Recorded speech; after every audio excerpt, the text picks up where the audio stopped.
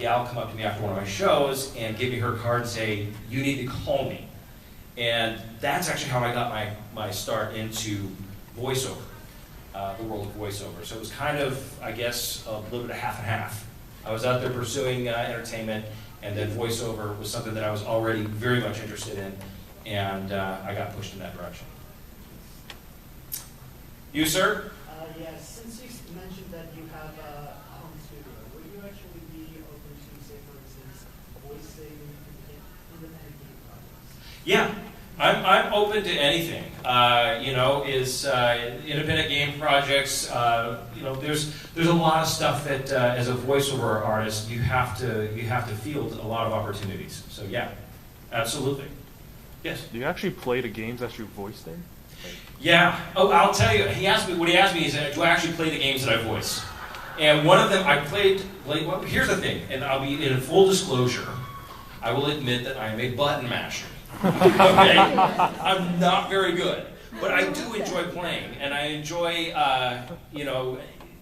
Jin Kisaragi. I like playing BlazBlue. Also Tekken. Martial Law was Tekken. I started playing way back in the beginning, and Martial Law was always one of my favorite characters. So when I actually got the opportunity to voice him, I was over the moon with excitement. So yeah, it's fun to play the characters that I voice and to hear me constantly going.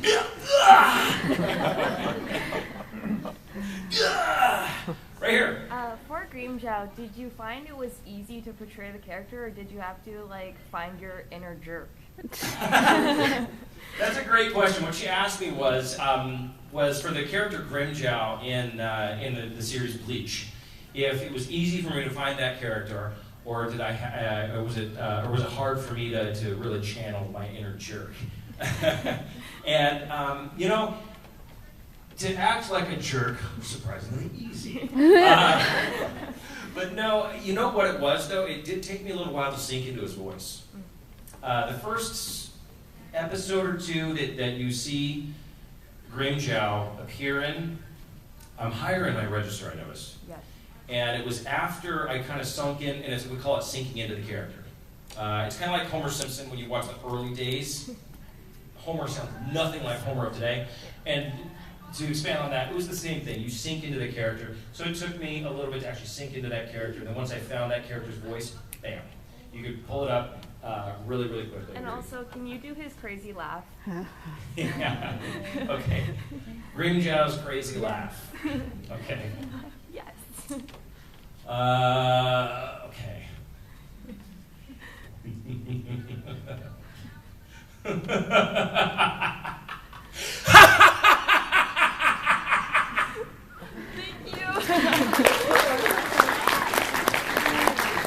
Thank you.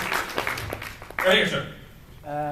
When it comes to reprising roles, like for instance, you say you voiced Martial Law, who also appeared in Street Fighter Cross Tekken. Yep.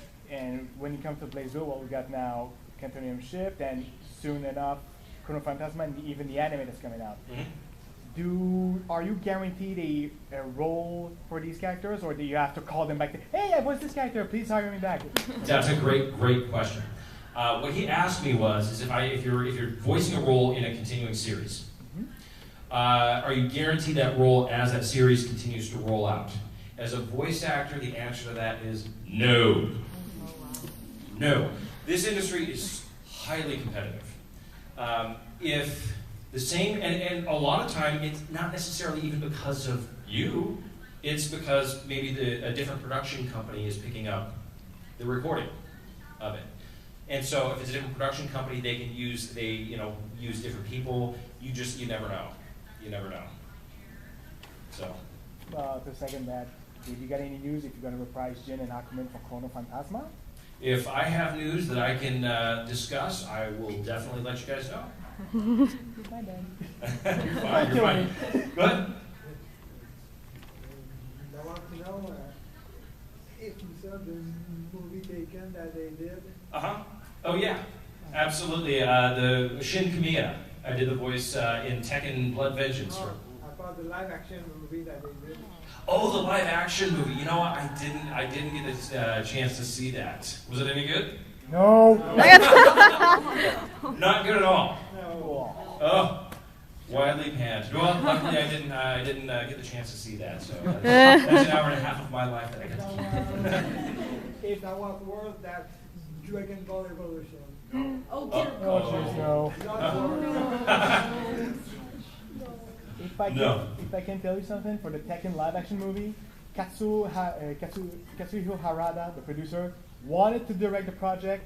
They refused his entrance, and he panned it like no tomorrow. Oh, it's is that that awful. Oh, yikes. Well, that's unfortunate. And like I said, luckily I have nothing to do with that. So Yeah, lucky. yeah. Yes. Well, I'm wondering, maybe you don't know, I don't know how much you were involved like with the Fate Zero project, but when I saw like the casting, there's been a lot of changing of role, and there's a lot of actors who kind of came back but in different role, and I was wondering if it was hard to make that pass over. No, for me, and just to elaborate on what you said, is Fate Zero. Fate Zero is actually a prequel to the Fate series. And in the Fate Stay Night, which is obviously already out and has been out for years, I played a different character. I played Assassin. And then there are multiple actors that play different roles. And then for Fate Zero, for this series, all of a sudden we come back and we've got different, we get cast in different roles.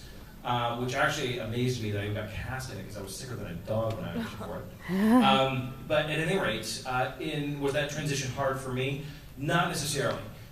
There is a voice actor and director out there. His name is Tony Oliver. And this gentleman is a wonderful director. And as a voice actor, you really rely heavily on your director. He was very clear, very concise in describing the character, how they wanted it, how they wanted him to sound. So working with a director like that they very easily help you to transition